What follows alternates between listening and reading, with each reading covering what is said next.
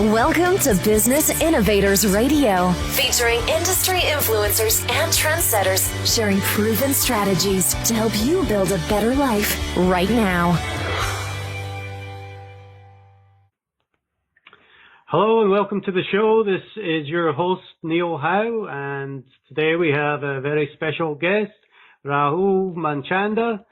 He helps his immigration clients with seemingly impossible or unfixable legal problems that require time-intensive creative solutions to guide them out of their legal quagmires and to assist them in resolving any and all legal issues, helping them to move forward into the future with hope, positivity, and unfettered by legal handicaps and problems.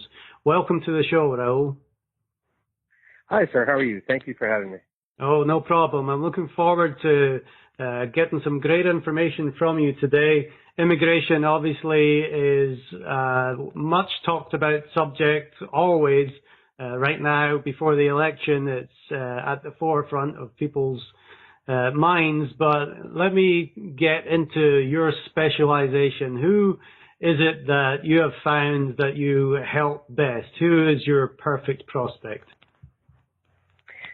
Well, I think immigration law tends to sort of touch on a lot of fundamental rights of humanity and, human civil liberties, civil rights, and, the ability to work where you like and travel where you like. These are sort of considered fundamental human attributes. And I think that my clientele tends to be those individuals who have, migrated to some other region, the United States, for example, to pursue the dream, of independence and self-sufficiency and the ability to take care of themselves and their families, and to sort of improve their lot in life. And, but oftentimes, even though this nation was founded on, immigrants, and I think in the last couple of generations, it's become a lot tougher for immigrants to sort of adjust and migrate. They face all sort of obstacles, and, there's certainly coinciding with the increase of immigration, there's an increase in legislation, over legislation, some would say, wherein it's almost like a net, in a sense. And so they tend to find themselves, enmeshed or entrapped in situations that are sometimes very hard to fix or navigate out of. And so what I like to do and take pride in is to try to help them navigate through those issues to their end game and end goal, which is, a relocation, and a resettlement with themselves and their families to begin a new phase of existence, to hopefully improve their happiness in life in this global community that we're sharing. Right. So that's something that we enjoy doing. Great. I can already tell that you have a passion for helping people, and that's what it's all about. But who would you say, immigration is a big, wide area. There's lots of kind of small areas to practice. Who would you say is your ideal person that you like to help? Who do you see most? What kind of clients do you see most in your office? Well, I like to say that there's like basically three types of immigration clients. There's obviously the corporate immigration clients, those professionals like who tend to relocate, like banking industries or IT professionals, the H-1B visas, green card petitions for work base, usually from one company to the next, from a foreign country to the U.S., for example. The corporate immigration field can be a specialty for a great majority of immigration practitioners. The second area I like to think about is sort of the deportation removal trial area of immigration law, wherein people find themselves, sort of being prosecuted by Homeland Security and USCIS in terms of deportation proceedings, and sometimes they may or may not have a nexus or intersection with the criminal justice system or the family court system. And then the third area is sort of external to the U.S., which deals with the consular processing, consulates around the world, which is governed by the Foreign Affairs Manual, the FAM, wherein people are applying for visas outside of the U.S., at the countertops at the consulates around the world. So, there tends to be a whole gamut of issues that come up and into play with immigration, and some practitioners practice in one or the other. I tend to do all three because they sort of intersect. And after 15 years of doing this, I kind of have picked up a lot of the sort of issues that come up, and some may intersect with the others. Mm. So, yeah, Well, it runs a kind of the gamut of those three. yeah. Well, let's talk about, let's spend a little bit of time on each of them. And you said the issues that come up with them. That's what I want to get out here. What is inside your client's head? What problems are they having? And how can you solve those problems for them? Well, sure. In terms of the first, the corporate immigration clients, their problems tend to consist mostly of, having sufficient documentation or the educational requirements or being able to translate their job experiences, whether foreign or domestic, or even their educational degrees into the requirements for the certain type of visa. So, for example, an H-1B applicant, which is a work-based professional visa, will have, maybe issues encountered with, the salary being offered and how to get that to comport with the prevailing wage of the locale that he's in, or if the degree requirements require a certain type of education, or if his job skills sort of match up with the requisite job title.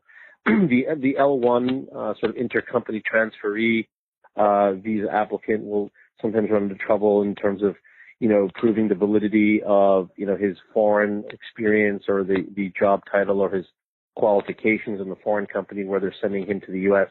either as an emissary or to open up a brand new operation or branch. I'll sometimes get these issues with the investor visa category, the E category, or even the EB5s, which is the investor-based visas, which is a very attractive type of visa being offered to foreign nationals who can afford to expend the money. It's $500,000, for example, and then a rural area, but $1 million in an urban area if you want to establish a base of operations, and that will also be rewarded with permanent residency. The second arena with the criminal immigration, deportation, removal defense, obviously those obstacles are pretty on their face in the sense that they're being deported. They're in removal proceedings. They've somehow run afoul of the immigration laws, whether it's through some kind of a brush with the criminal law, or maybe an overstay of a visa, or some kind of other issue where they are alleged to have not complied with the visa rules. So even students, for example, student visas who don't go to classes or don't attend or don't pay for the school or sort of go missing in action may face deportation. Right.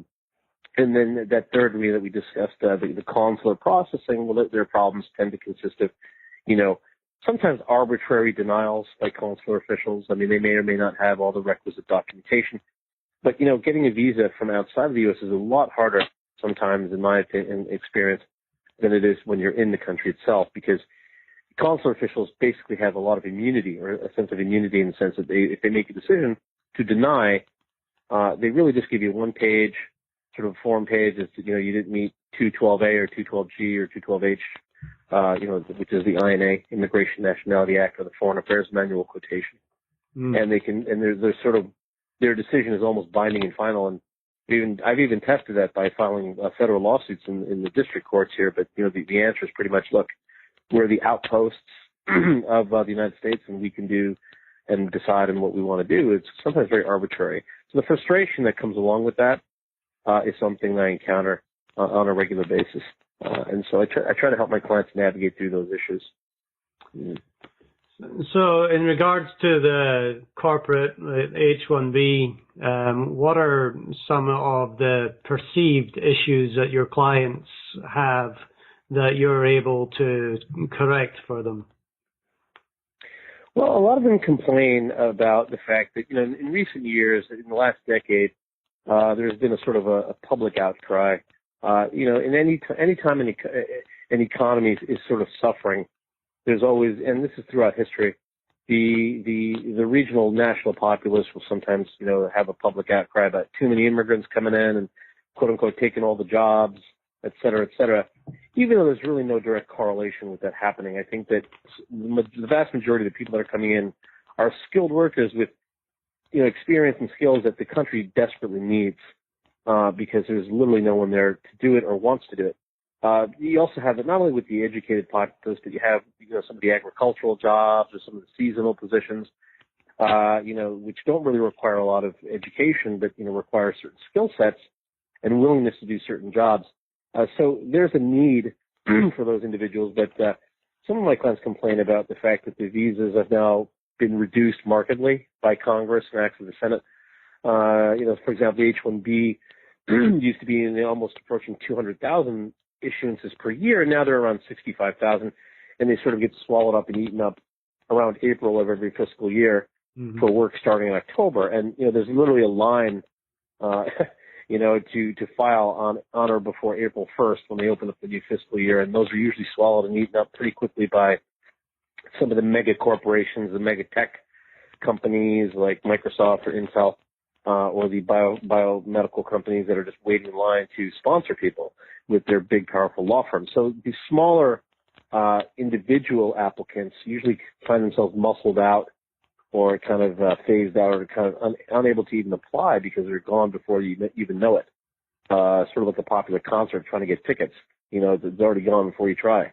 Mm-hmm. So I see that quite a bit. That's some of the chief complaints. In terms of also raising the standards and sort of draconian enforcement, if there's even de minimis failures to comply or conform with the visa laws. So, for example, students are now complaining, and I've heard stories of people being arrested, even in class, by ICE officers oh, wow. for not attending classes enough. In college, as we know, we talk about that movie Animal House. College is historically a place to sort of stretch your legs out and sort of explore who you are and find who you are and find out what you want in life, in addition to getting an education.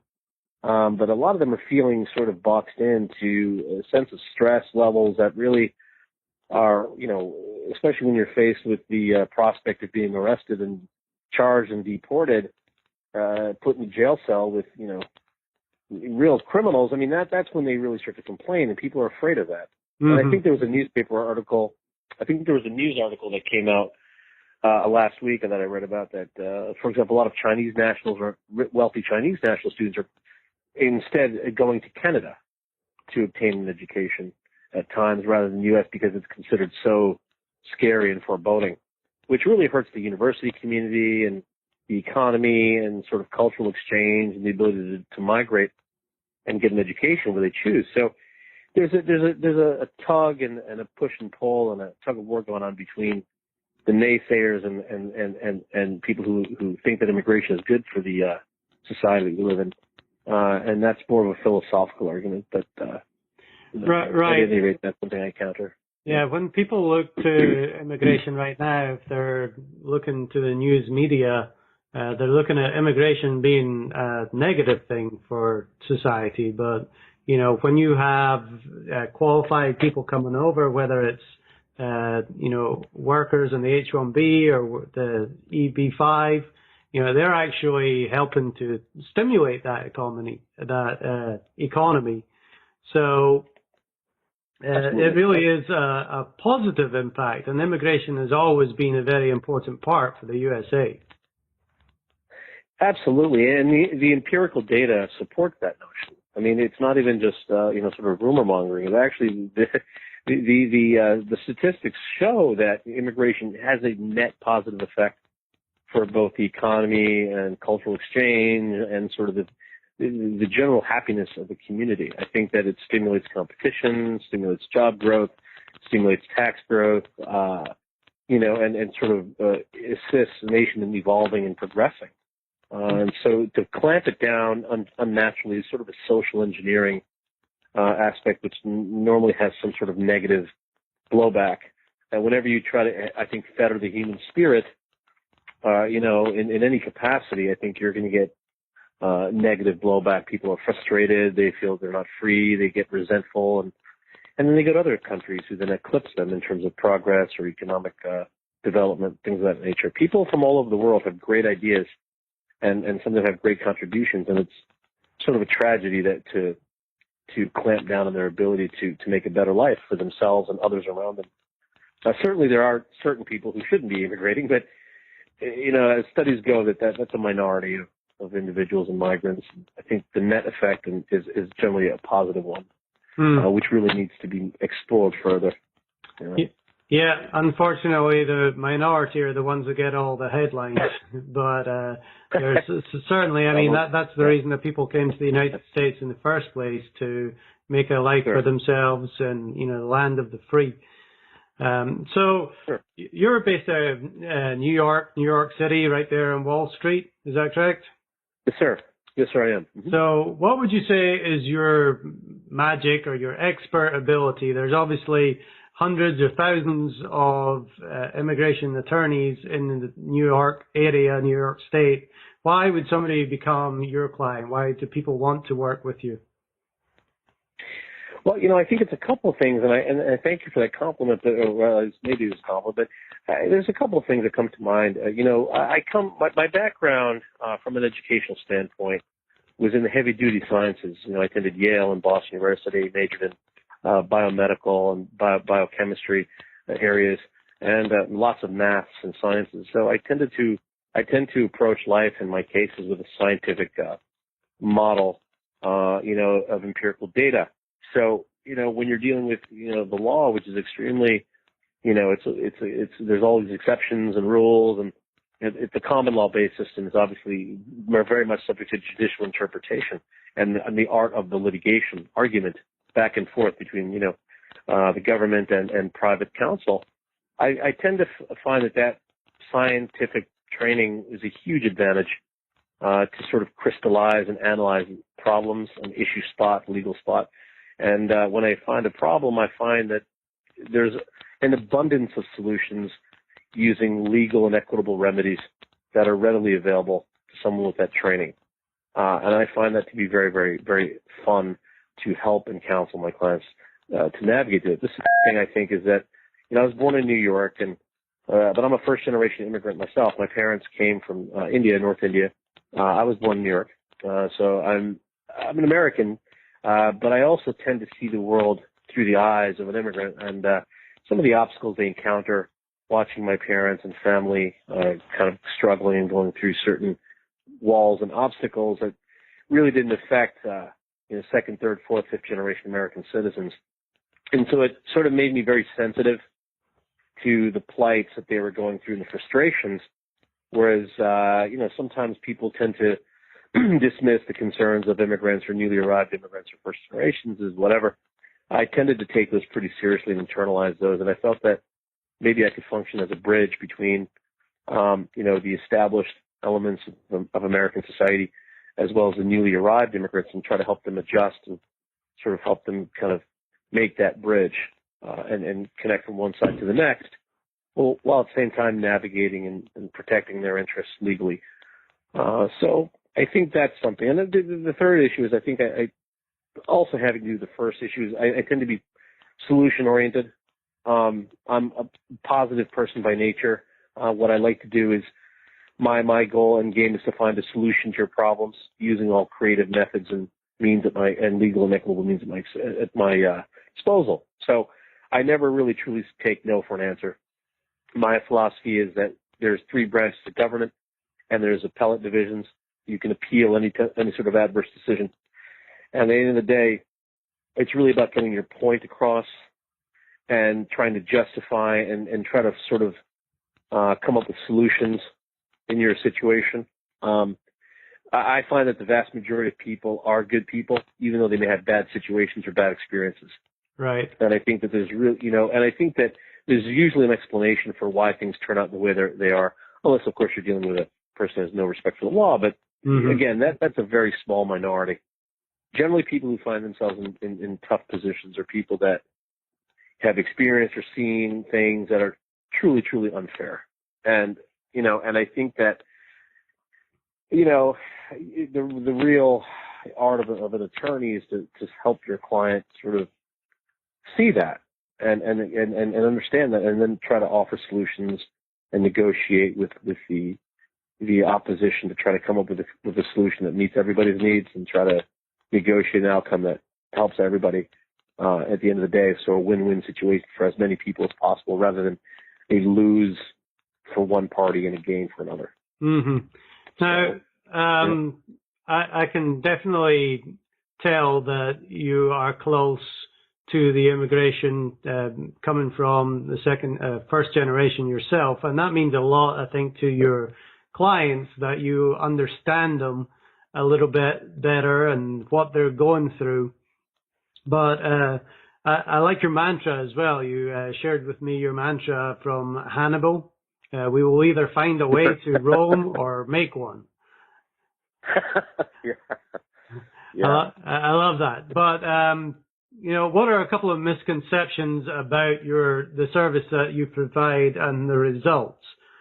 Just because people hire an attorney, does that mean they're automatically going to get their desired outcome? Well, I think that the bottom line is that I came from, also when I first started my career, a big law firm experience. I worked for several large law firms. One in Paris. I worked in New York.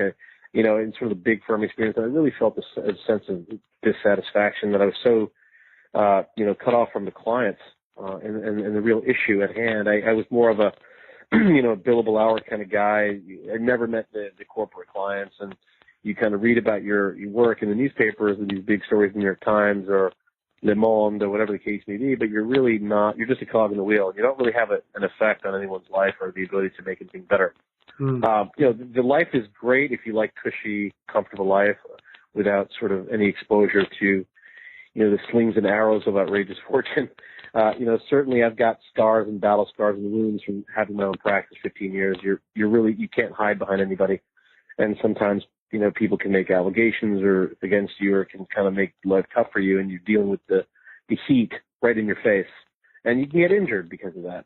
Whereas in the big firm environment, you tend to be protected by the various echelons of seniority, the senior partners, the partners, junior partners, senior associates, juniors, middle associates, and then, you get that whole sort of army in front of you and behind you. So it's very hard to remember that you're an attorney, but you're also very protected. I think that some of the misconceptions, the reality is, I don't really truly care about making a lot of money. My concern really is about the challenge of helping clients, but the allegation can sometimes be that you're in it for the money. But the problem is there's different types of lawyers out there. And I think some lawyers tend to take a passive approach. You pay them and they kind of do the bare minimum, kind of milk the client for years or months or whatever. I like to be in and out. I like to get in and out and sort of quickly solve the problem like an engineer or scientist, and then get out.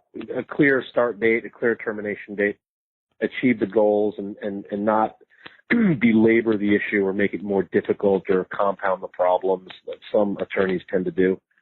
I think it makes everyone happier. Dealing with an attorney or even a doctor is sometimes not the most pleasant thing to go through. Whenever you're seeing a professional like that, you're usually in a situation wherein, you need help and you're not in a great position. I think to prolong that kind of misery, whether it's for billable hours or fees or whatever the case may be, I think that borders on the unethical. I think that any professional should try to get in and get out and try to solve the problem as quickly and efficiently as possible, without really, being more of a hindrance than anything. So, I've seen different stylistic variations of different attorneys. My style tends to be, quickly analyze, quickly solve, and move forward for both parties. Now, I see in your resume that you speak a lot of different languages. That's got to help a lot with the clients that you see.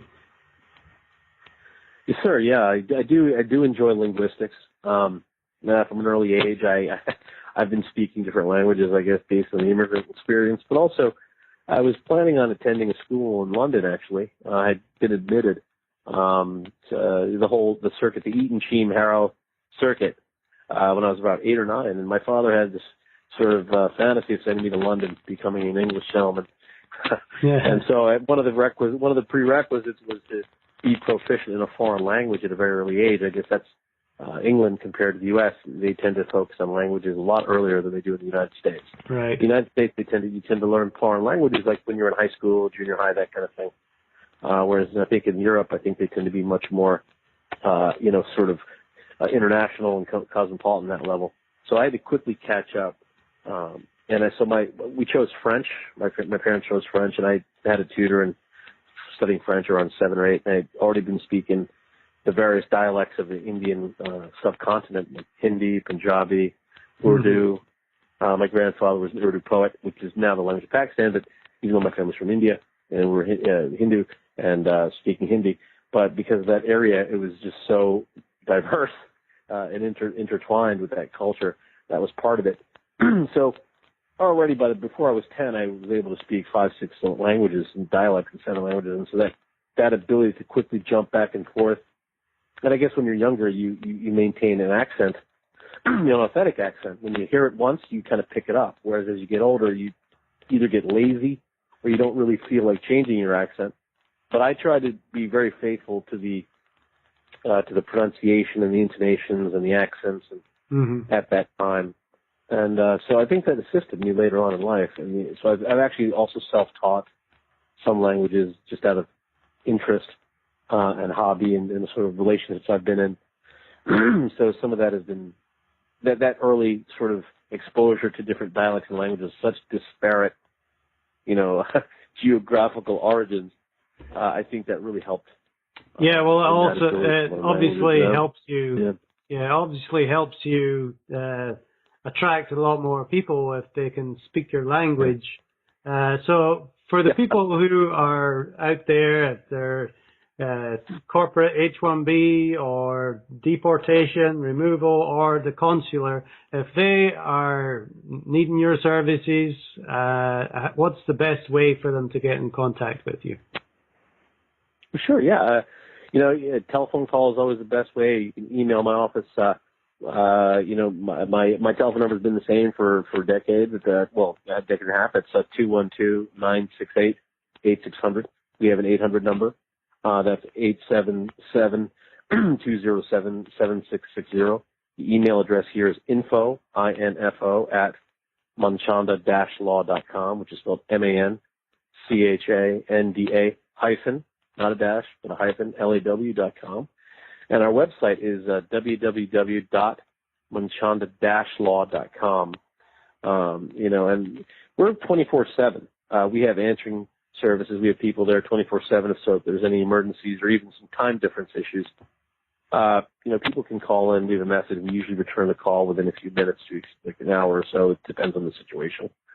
Some calls are more, important than others in terms of emergencies, but we tend to try to be there for people when they call or email us or with a quick recall time. And you'll probably speak to me or on a free initial telephonic consultation lasting anywhere from a couple minutes to a couple hours. We don't charge the first conversation. And 90% of the problem can usually be fixed in a free call. And we do that because for two reasons. Number one, to see if we can even help the person. I mean, if they're calling about a mortgage problem, it's something we're not able to help with. But we like to see if we can help. The second reason is because people need help and they're calling. And I think it's a sense of fulfillment and satisfaction to be able to help people. Kind of take a deep breath, let a little pressure out, and say, okay, it's not that bad. Here's how we'll deal with it. And I think that tends to give us an enormous sense of satisfaction. That it's not just about dollars and cents. It's about helping people and helping people get through this, whatever they're going through. Yeah, I mean, it's very stressful. It's very stressful, dealing with these immigration issues, especially if you don't know what you're doing. And, to hire somebody who is competent and not only competent at their job, but obviously with a passion for helping, looking to educate and be the advocate for your client's success, that's really going to make people attracted to your business and be, long-time customers. They're going to tell their friends and their family and everything. Well, listen, Rahul, I really appreciate you being with me here today and giving all the expert advice.